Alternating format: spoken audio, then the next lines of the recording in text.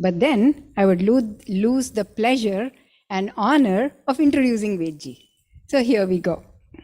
Words that come to mind from people of different age groups about Vedji. The seniors say, he's a great scholar, a fantastic orator. The middle-aged say, he's brilliant, clear and sharp. The youth say, we recently finished a youth camp, the youth say, he's cool, awesome, fun-loving, and a Kohli in Advaita Vedanta. Clearly, Vedji's reputation precedes him. A little about Vedji's background. Vedji hails from a family devoted to Chinmaya mission. He draws his inspiration from Swamins like Pujya Swami Purushottamananda ji and Swami Siddheshananda ji. A distinguished scholar with an engineering degree from Pune, Vedji worked in Tata Consultancy Services before he joined the 2 years residential Vedanta course at Sandipani Sadhanalaya.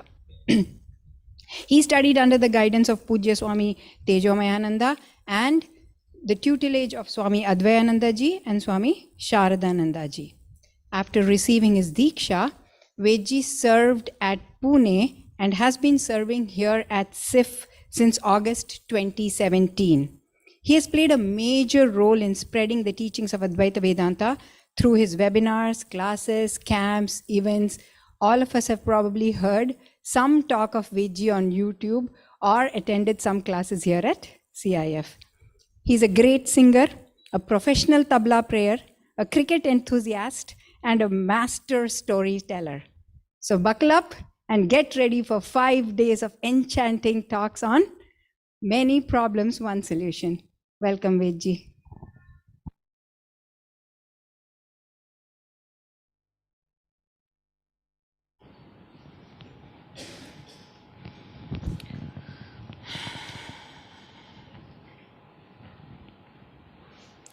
Hari Om.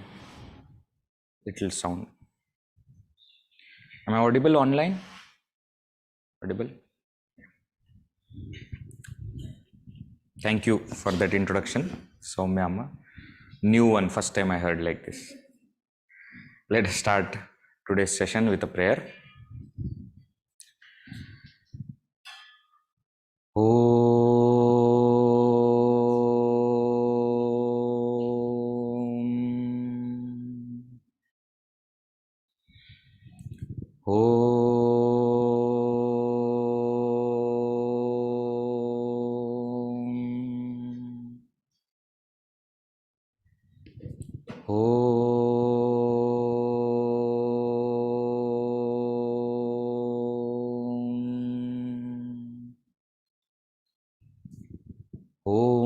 Sahana vavatu, sahanau bhunaktu, sahaviryam karavavahai, tejasvinavadhitamastu ma vitvishavaihai.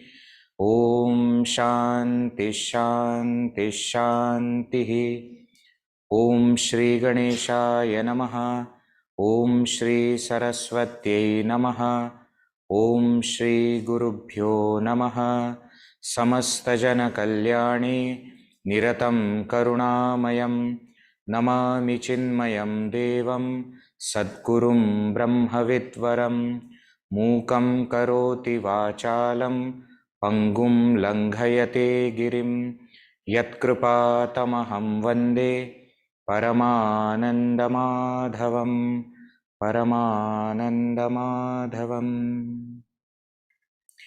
Om Parthaya Pratibodhitam Bhagavata Narayanena Swayam Vyasena Grathitam Purana Munina Madhye Mahabharatam Advaitamritavarshinim Bhagavatim Ashtadashadhyayinim Amba Tvamanusandadhami Bhagavad Gita Bhavadveshini.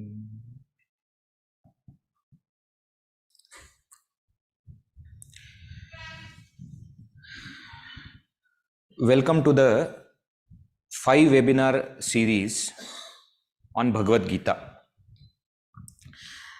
The series is titled Modern problems, timeless solutions. See, sometimes we hear so much about Bhagavad Gita. Whether all of it is true or not, we don't know. I'm sure you all have heard this point that you have any problem in your life, Bhagavad Gita will solve it. Have you heard this or not? Yes. The question is, what is the proof? What is the proof? Suppose, let me give a simple example. Suppose I am studying. Let us say, I'm studying graduation, let us say. And I have a problem. Right now, the problem that I am facing is that whatever I do, assignments I do, exams I write, etc., my teacher, a particular teacher, doesn't give me good marks.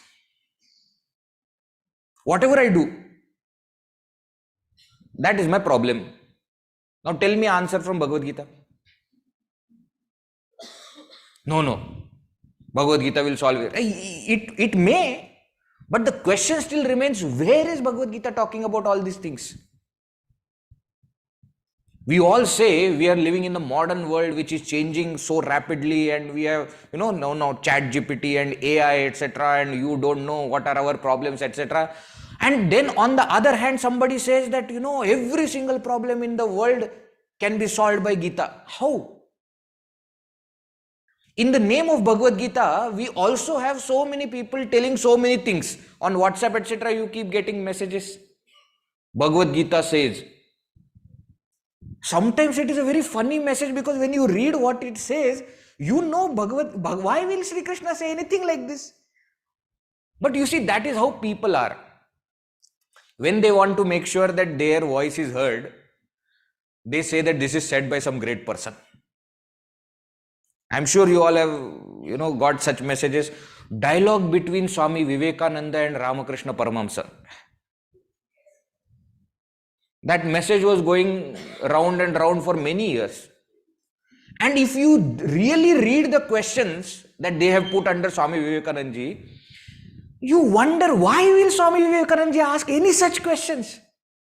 And that too to such a great person. What is the proof? What is the proof that really Bhagavad Gita is telling all these things? There is that Gita Rahasya also. When I was a small kid, it used to come in a printout, colored format, and everybody's house used to have that. Do you remember? जो हुआ अच्छे के लिए हुआ, जो हो रहा है वो अच्छे के लिए हो रहा है, जो होगा वो भी अच्छे के लिए होगा. What all happened for good. What is happening for good. What will happen for good. ऐसा क्या है तुम्हारा जो तुम लेके आए थे? You remember? What is it that you have brought? What is it that you are going to take? You are going to go empty-handed. Now, when I have not read Bhagavad Gita and I read all those things, I say, oh, they are very good pointers. But when I read Bhagavad Gita, I start to wonder, where exactly Bhagavan has said all these things? Has anything been implied? Because clearly, word to word, nothing like that Bhagavan has said in the Gita. Is this the implied meaning of what has been? So, somebody must have studied the Gita, and according to them, what Gita teaches, that's what might be in front. But please understand, we will not know it unless we actually enter, unless we actually find out what is it which is there in Bhagavad Gita. In these 5 webinars, we are going to do window shopping. Window shopping? You know window shopping? Ved ji, you don't use millennial terms. Window shopping is gone. 10, 15 years back, etc. You used to go to malls, etc. and there used to be different things. Now everything is on the phone. Now shopping also happens on the phone. Window shopping also happens on the phone only. What do you mean by window shopping we are going to do? We are going to go enter into the Bhagavad Gita mall, or you can say Bhagavad Gita app. And we are going to see just an overview of what all things are available. Okay? Imagine that I am the salesman and I am showing you the tour of Bhagavad Gita mall. Okay? What you are going to buy, what you are going to pick up, that's up to you. Are you ready? Yes. And you know the best thing about it? It is free. No, Vedji, we paid 500 rupees for it. That is for entering, travel cost. Once you enter the mall, everything is free. Now, whatever you want, you take it. Are you ready? You want to come? All right, chalo. Now, please understand, there will be different sections. There will be a children's section, like in the mall, there is a children's section, then there is electronic section, then there is, garment section, different sections. And every section will attract different kind of crowd. So like that in Bhagavad Gita also, there will be many things. You go and see which one is attracting you. Go there and explore. All right. My job is to just tell you all these things are there. You choose. All right. Let us enter. First thing that we need to understand, what is this Bhagavad Gita? Introduction. Today is a very auspicious day that we are beginning this webinar, because they say today is what? Gita Jayanti. Vedji, Jayanti means somebody who is born and the person is no more there now. Therefore, we celebrate Jayanti, isn't it? Otherwise we say birthday. But a person who has passed, who is no more with us in the physical form, we say Jayanti. Is Bhagavad Gita some lady who was born? No, Gita Jayanti means it is believed that on this day, Vaikuntha Ekadashi day, more than 5,500 years back, Bhagavad Gita was told by Bhagavan Shri Krishna to Arjuna. Vedji, what is the proof? See, we are very rational people. We don't go by mumbo jumbo, you will say something and we will believe. What is the proof? You go to any shop, under the shop's name, it will be written established 1901, 1958. You remember? Correct? Do you go and ask them, what is the proof? Do you go and ask? No, you believe, no? Believe, no, for some time. No. What do you mean believe? I will not believe. I am not saying that I am not going to prove to you that it was told, but I am saying that I don't want to prove to you that it was told on this day. Why? Because why do we need proof? Let me give an example. When we used to go to school and attend physics classes, etc., we never used to ask these kind of questions. What is the proof? Remember when they taught us Newton's law? Newton's law? Did any one of you raise your hand and say, what is the proof that this law is given by Newton? Did any one of you? You could not dare to do that. But the moment it comes to spirituality, religion, etc., all our things suddenly start to say, what is the proof Sri Rama was there? What is the proof Sri Krishna was there? What is the proof Newton was there? Any one of you have seen Newton? Anyone here has seen Newton? No. What is the proof? I'm not saying he did that, but imagine. Is it not possible that Newton's neighbor was an excellent expert in physics and he came up with the law, and Newton, his neighbor, took the paper and published in his name? Possible or not possible?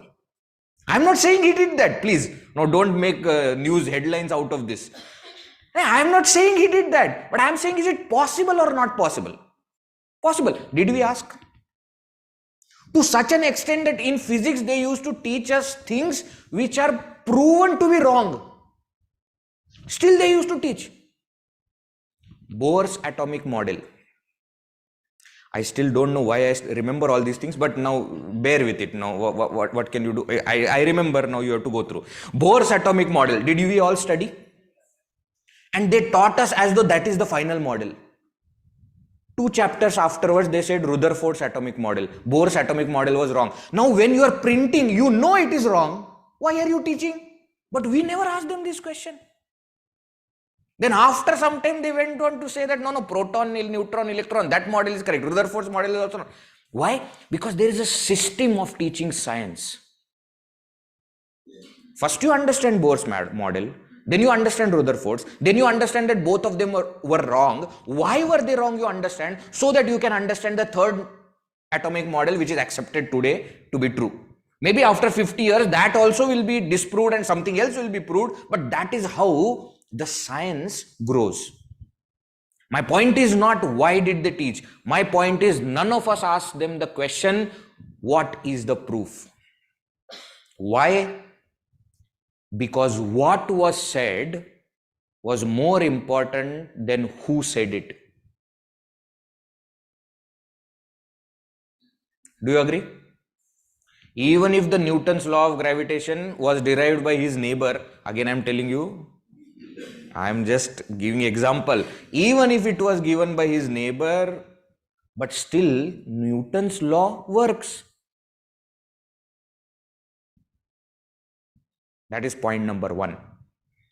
So rather than doubting and saying what can Bhagavad Gita do in the modern times, you are still living in a stone age.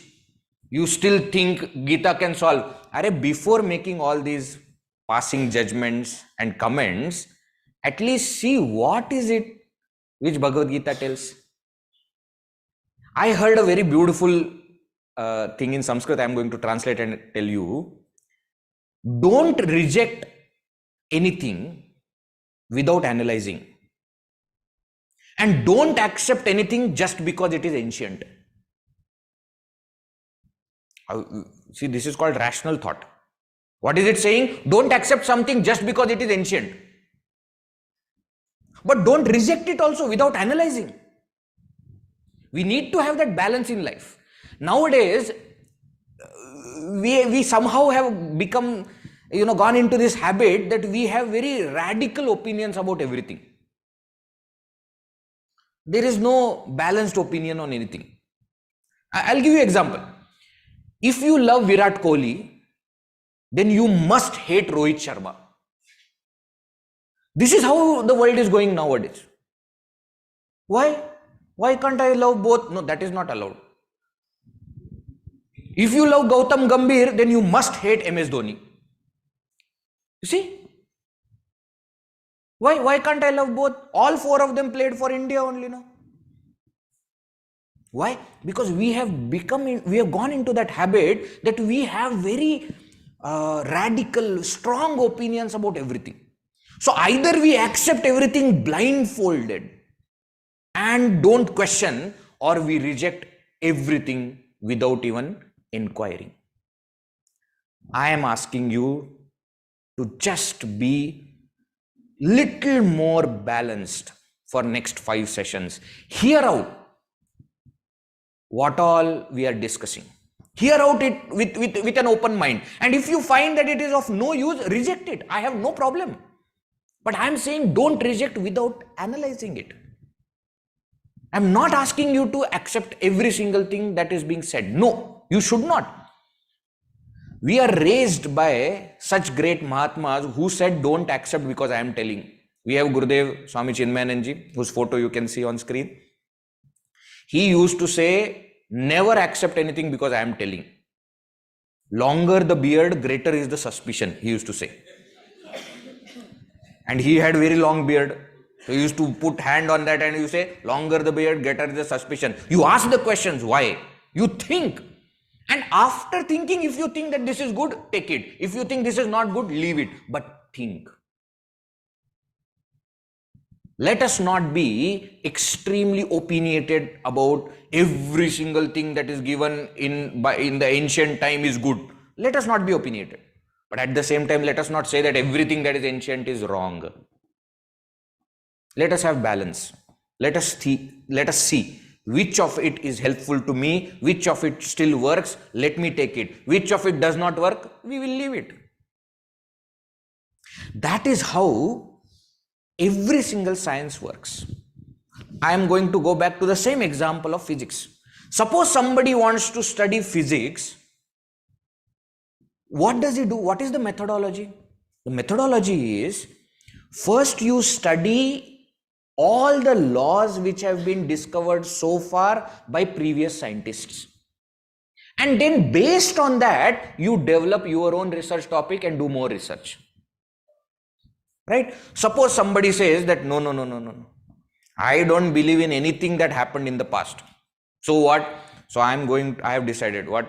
Tomorrow morning I am going to go sit under the apple tree, wait for apple to fall, myself discover the law of gravitation.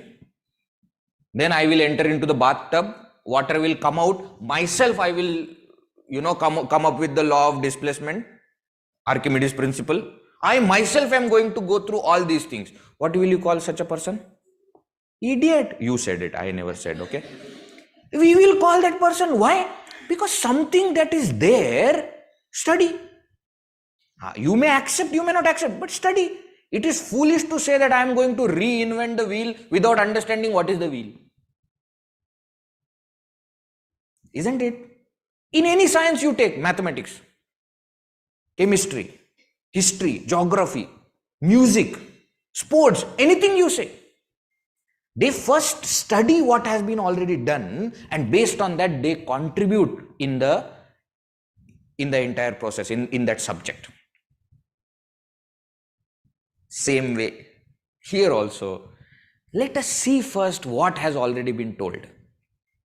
Whether to accept it completely or not, that's up to us. Let us at least look into it.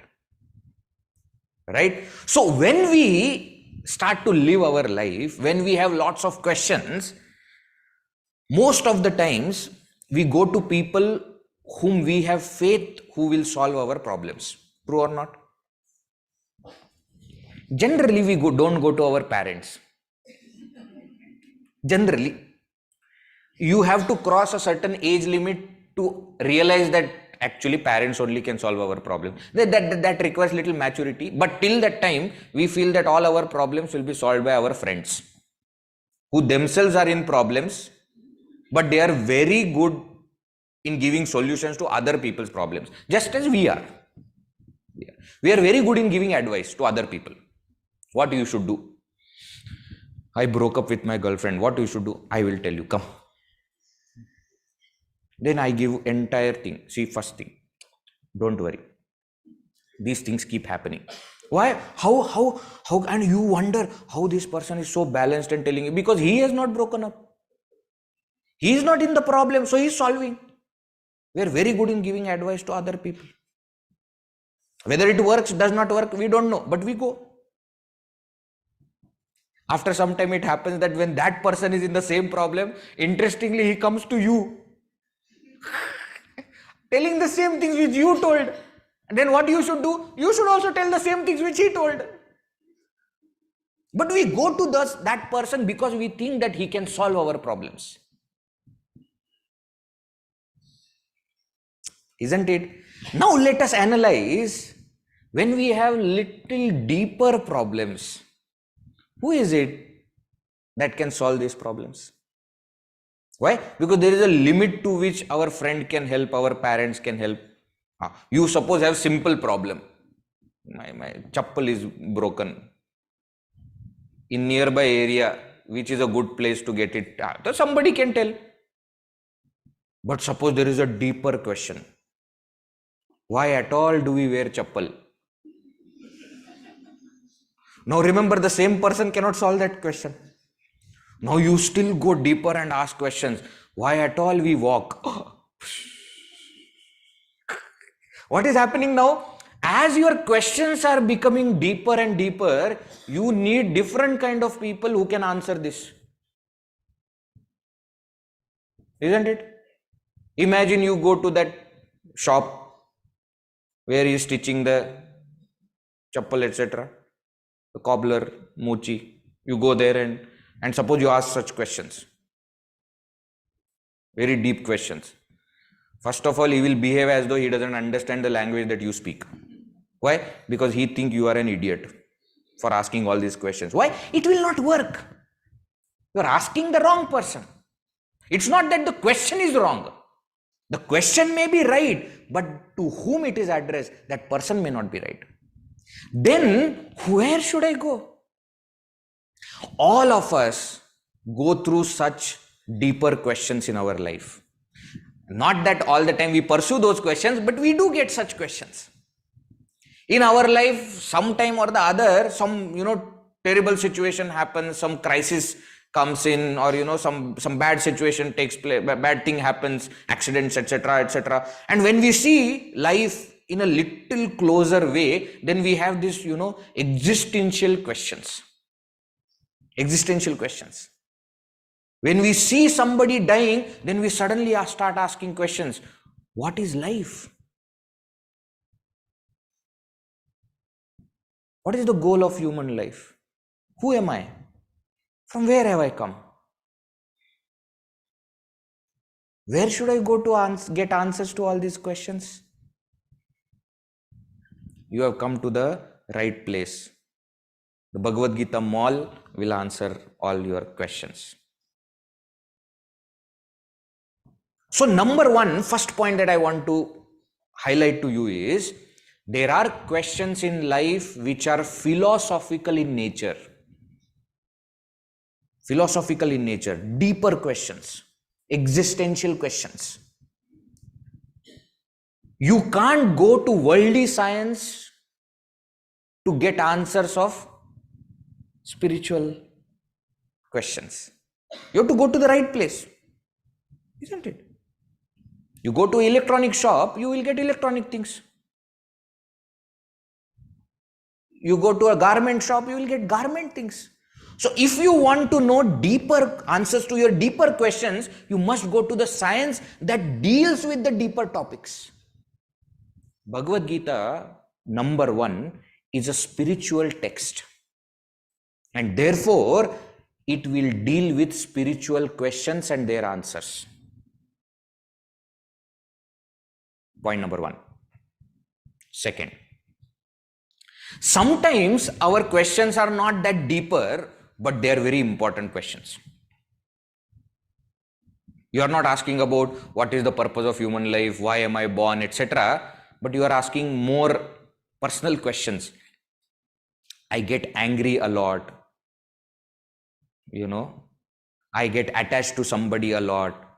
I always have trust issues.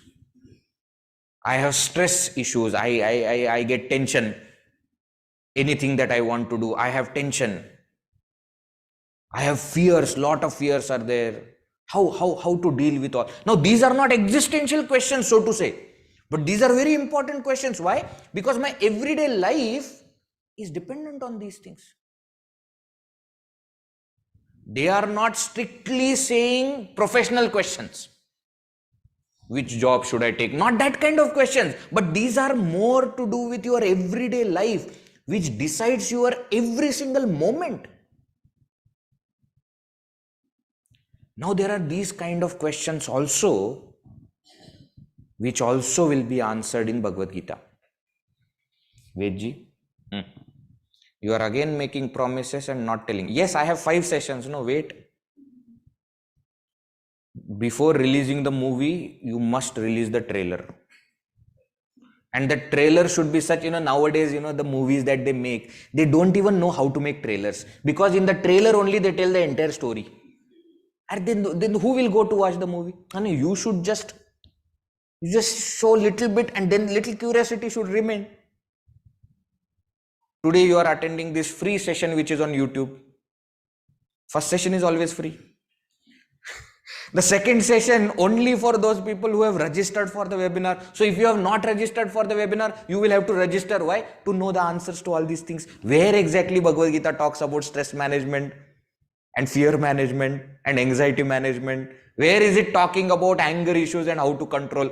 It will come in the next 4 sessions. Don't worry. It will come. But the point is, just as it is a spiritual, it is a philosophical text, Bhagavad Gita is, it is also a text that deals with mind and managing the mind. Why? Because it is this mind which is going to take us to the spiritual truth. And therefore, Gita, Srimad Bhagavad Gita as a science deals with that as well.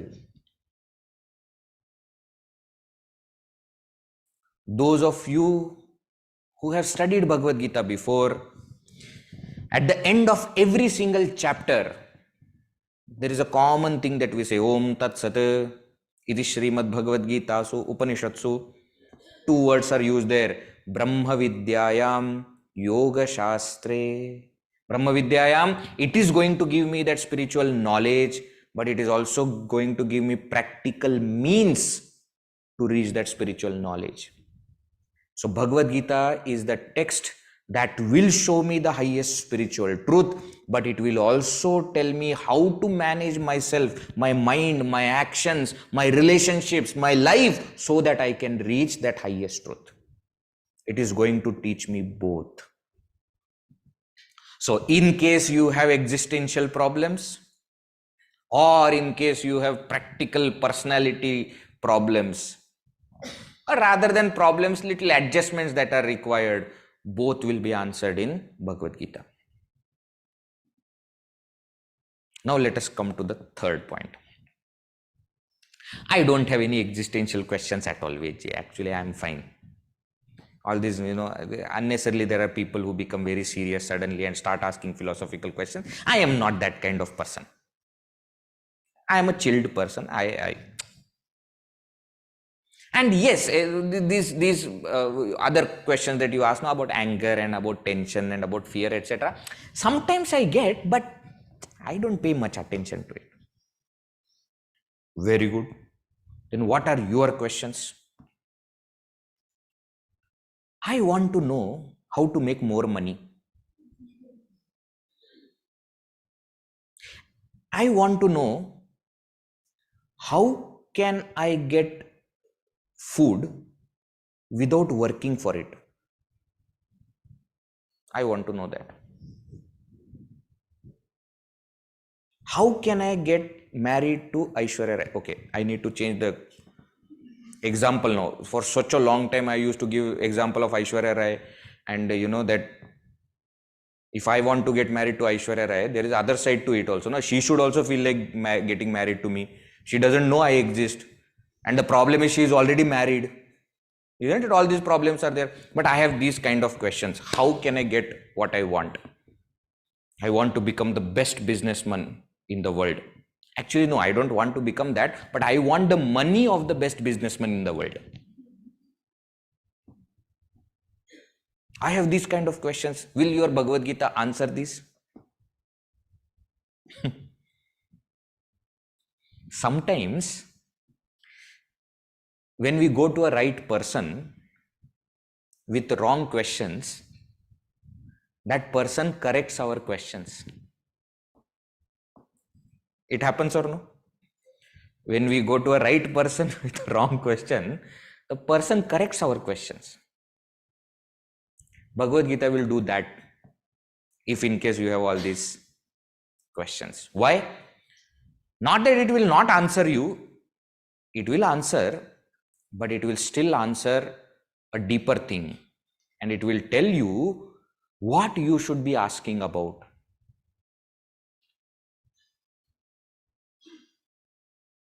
So any kind of questions you have, you will get the answer in Bhagavad Gita. Either it will give straight away answer, or it will give practical answer for which you will have to work on it, or sometimes it will correct your questions and make you think about asking the right question. But Bhagavad Gita will answer all these things. Fine. Now let us come to this word, modern problems. Every single generation feels that they have different problems than the previous generation. True or no? And every generation which was before, every last generation thinks that the next generation is of no use. They are bunch of arrogant brat youngsters who have no regards for their parents. They don't know how to behave in the world. And some people who are more sensitive, they worry what will happen to the next generation. Yes or no? Interestingly, this problem is not new. In one of the Puranas, Narad ji is asking this question to Bhagavan Shri Vishnu, that looking at the next generation, I wonder what will be the future. Ancient. Let us think little bit and see, are our modern problems really modern? Have our problems really changed? Or are we dealing with the same problems? The problems may be coming to us in a different way. Let me give you an example. Nowadays, whenever we go outside and you meet elders generally, because for spiritual things, elders only come generally. And then their parents, etc., they come and they say that, Veji, we would like you to come to our house. This is a trap. I warn you. But they present it. No, it was so nice, listening to your talk, etc. Why don't you come to our house? We will offer Bhiksha. Please come. Evenings, please come for Bhiksha meal, please come. Okay, Brahmachari, Sadhu, what is there? We will go. Now, the day before you are supposed to go there, they come again and they say, Veji, when you come to our house, can you please talk to my son? I told you it is a trap. Why you want me to talk to your son? He doesn't focus on his studies at all. All the time he is in his phone. So can you please come and, talk to my son? I am a very good person. I like to believe that. So I say yes. I will surely talk. But actually, when I go and meet that child, I understand that there is nothing that I need to talk. Why? The problem doesn't lie there. Now, we may put it in such a way that it is a modern problem. Why? Because in the last generation, there was no mobile. But there were other distractions. The problem has actually not changed. You tell me, really, okay? Be very truthful to yourself and tell me, any one of you liked going to school and studying? Any one of you? I can't tell about you. I can tell about myself. I never liked. See, first of all, we went to school because we were forced to go to school by our parents. We never wanted. Nobody said that, mother, I am 4-year-old, put me in school. Nobody said that. We were forced to go to school. All of us cried on our first day of the school. Fact or no? You may not remember. You ask your mother. She will tell you. In detail, she will tell you how, starting from home till the school, how you were continuously crying. And then when she left you there and came back, you were still crying. Till the time you saw her again. And then in the evening when you saw her again, you continued crying. Why? Why did you leave me? We all did that. After few years of continuing the school, we started liking going to school, not because of the study, but because of the friends. Fact or no? Fact or no? We wanted to go to be with friends and, have fun, etc. It's always like that. None of us wanted to study. No, Vijay, I was a very sincere person. Remember those sincere people who used to ask for extra class? Used to remind the teacher that you have given homework in the last. You know what we used to do with them?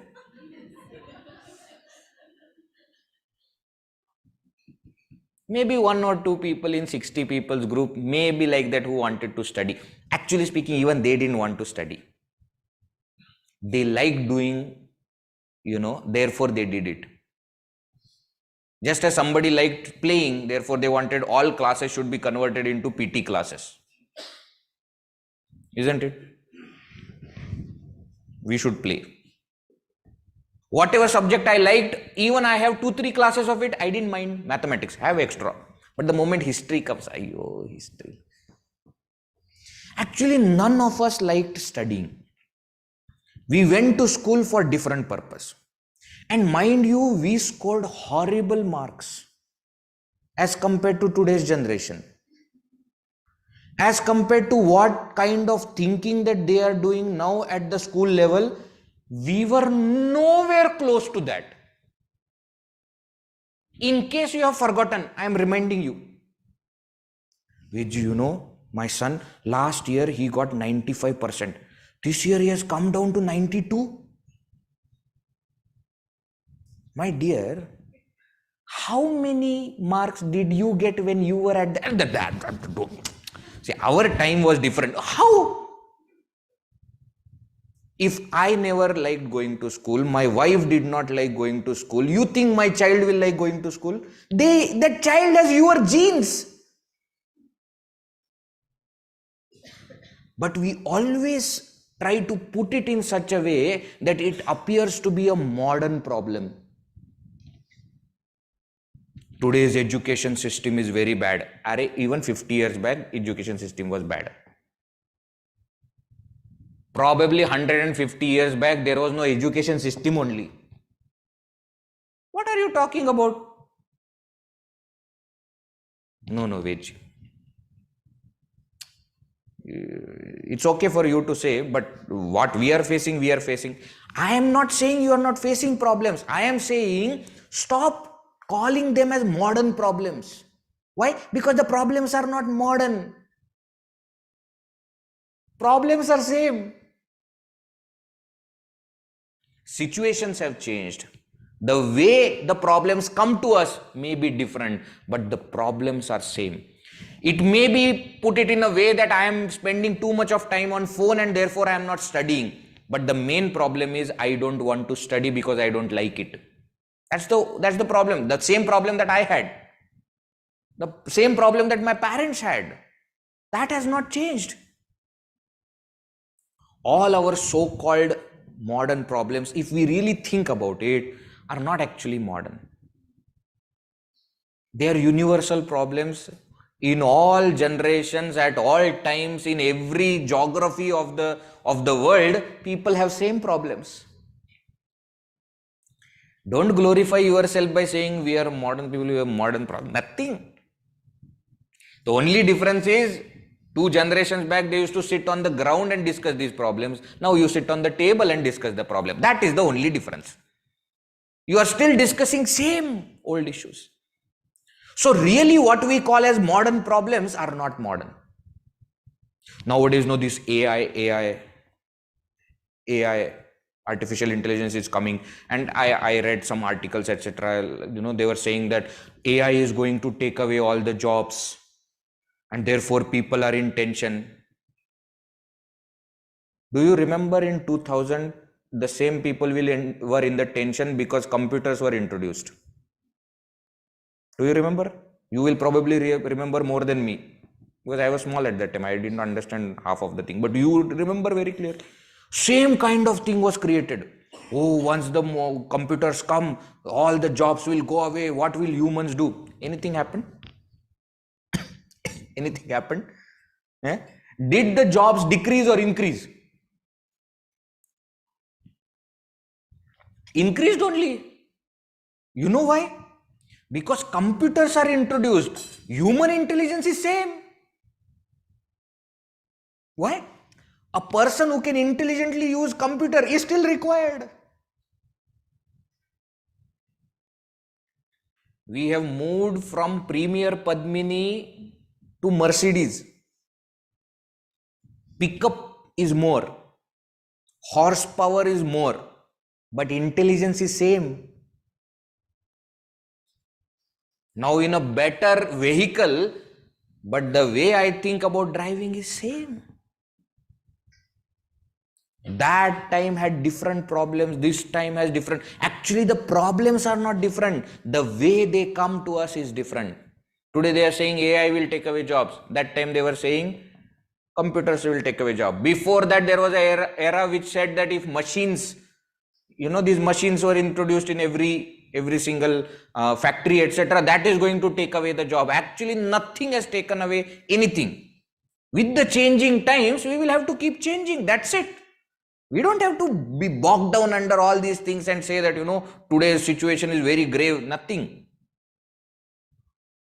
All is fine.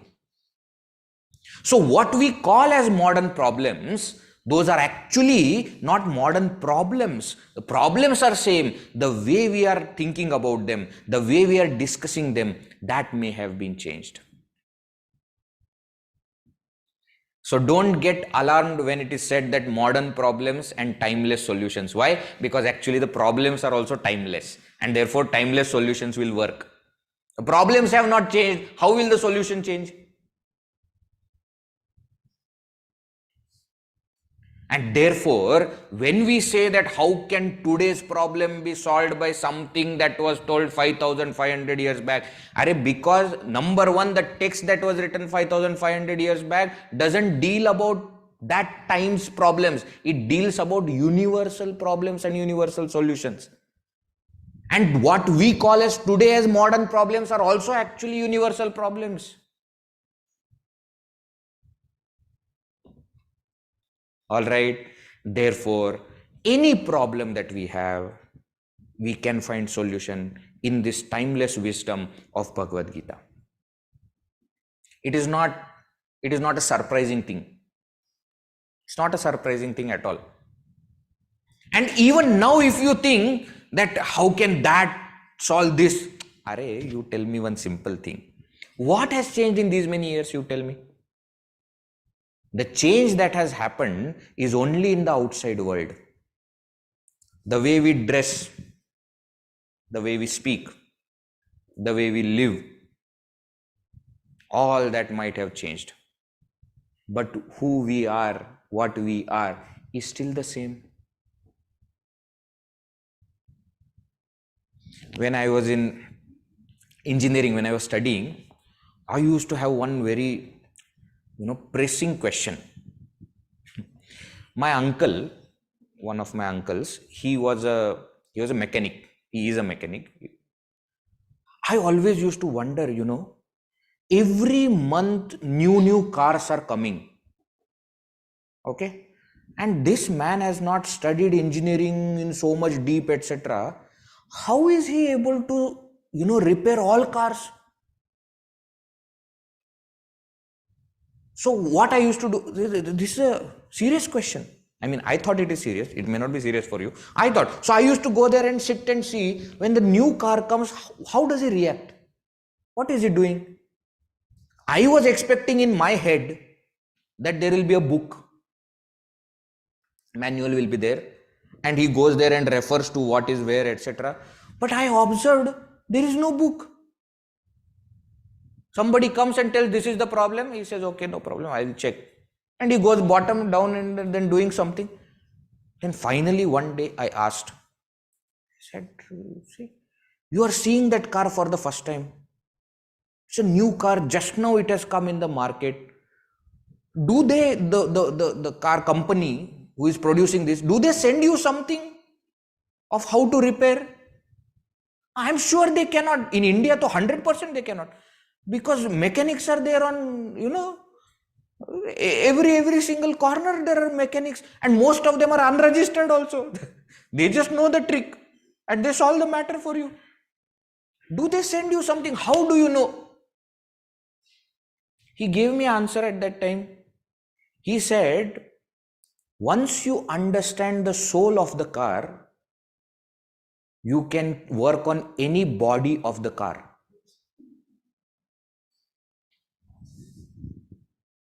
I was like, there is a point. He says, what differs is where is the wire coming from. But what does that wire do? I know. Maybe bonnet is at the back.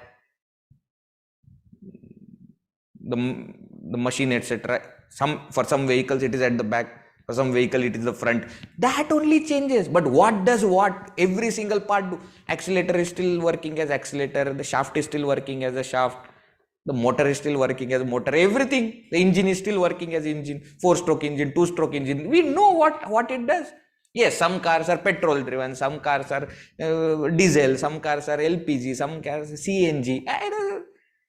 He says that is the only change in body. The core, the soul of the car, once you understand, you can solve any problem. We may say we have many problems in our life,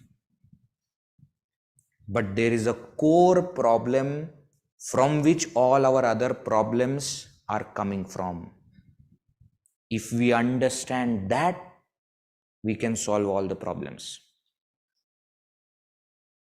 Bhagavad Gita answers that fundamental problem. What is that fundamental problem? I am going to explain in the next session. Not today. But that is what it does. I hope you are getting the point now. There can be many problems, but all of them have one core problem. And first, Bhagavad Gita answers that. And then in line with that, it tells you, and therefore, how to deal with this problem, how to deal with that problem, how to deal with that problem, how to deal with that problem. We took example of mechanic and cars, etc. In the same logic works everywhere. Same logic works everywhere. Your computer is not working. Do you know different engineers will repair your computer in a different way? Do you know this? No, you don't know? I will tell you. Suppose your computer is not working, your laptop or PC. Earlier time that PC used to be there, no? Suppose it is not working. You ask a computer engineer or IT engineer, what can be the problem? He will say, you do one thing. You reboot. Just reboot.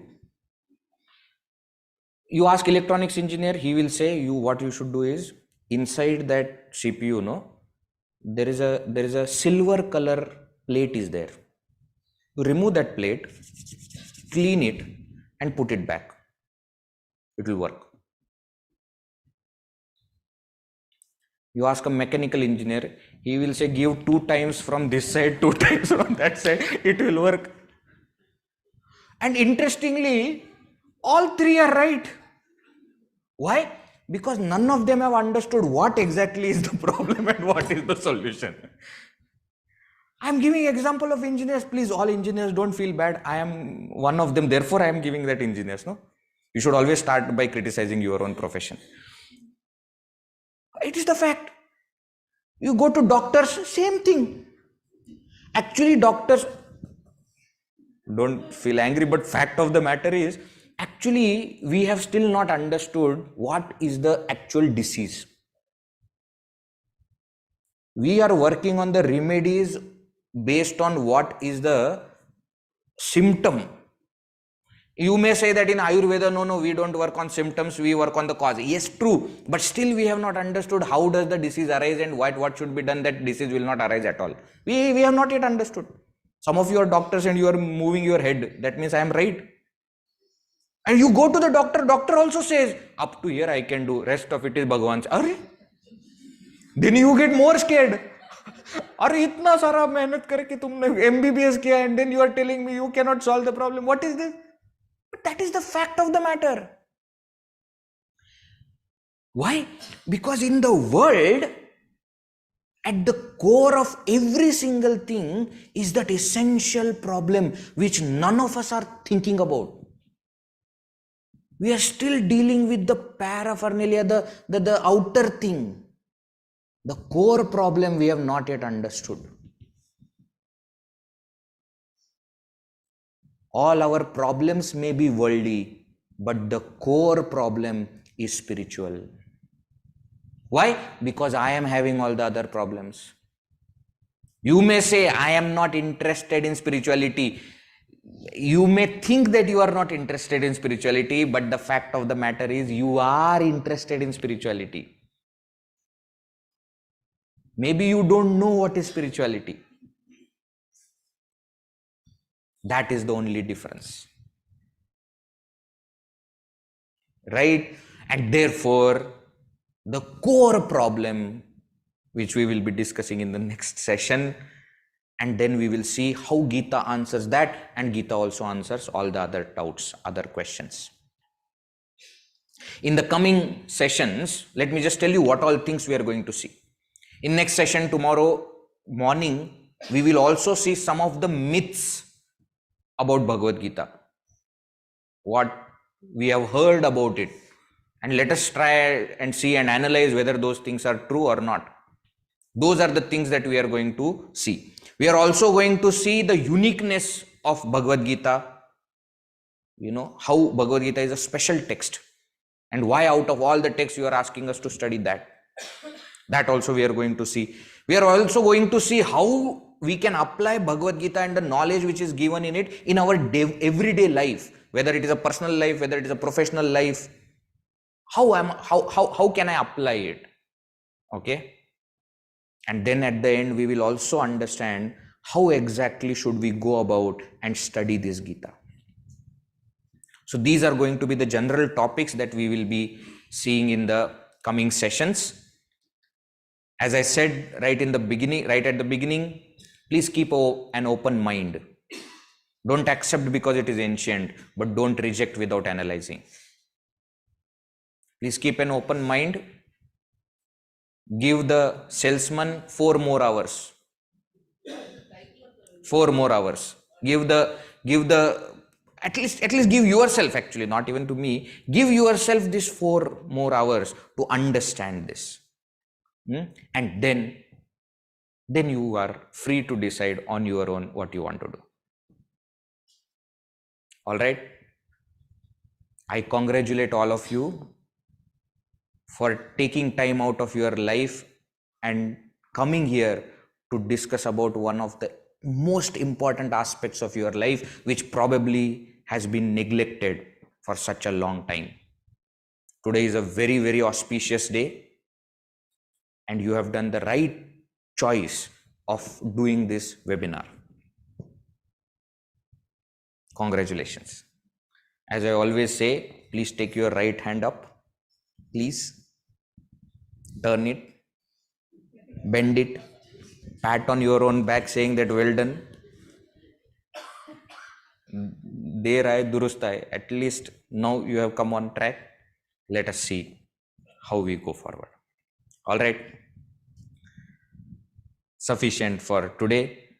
As I have told before, this is the only first session which is going to be free and available on YouTube. Now the tomorrow's sessions onwards, only for those who have registered. You may say, no, Vedji, knowledge is free, it should be given free. I agree with you, 100%. Knowledge is free. I am giving it free. 500 rupees you have to pay so that you will remain regular in the class. It's not that we want money. If you don't pay 500 rupees, then you will not be regular. You will say, anyways. When you pay 500, then, no, I have paid 500, I must go. For that only we are asking for money. And think of it like this, 500 rupees is 1 pizza. You can't sacrifice 1 pizza for your entire life? I'm sure you can. If you have liked this session, please spread the word to all the people who may be suffering, who may be trying to find solutions, so that they also will be helped in this noble cause. Okay, let us conclude for today. Tomorrow morning we will continue. Thank you all once again. Om Purnamada Purnamidam Purnat Purnamudachyate Purnasya Purnamadaya Purnameva Vashishyate. Om Shanti Shanti Shanti. Harihi Om Shri Gurubhyo Namaha. Harihi Om. Thank you. Hari Om.